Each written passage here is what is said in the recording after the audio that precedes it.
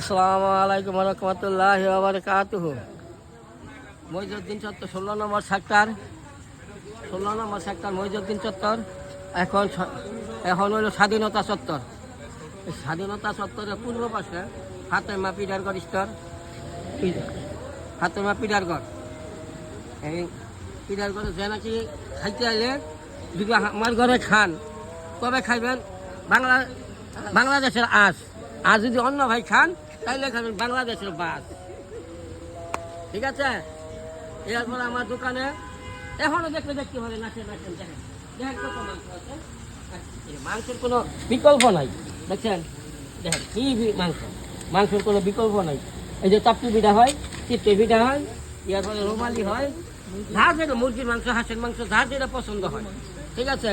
যার যেটা পছন্দ হয়, দেশি মুরগি আছে, যার যেটা পছন্দ হয় মাশাআল্লাহ খাইতে পারেন। আর খাইলেও মনে করেন আশা করি আবার আসার মতন চিন্তা ভাবনা থাকবো যে আবার গিয়ে খাই আসছি।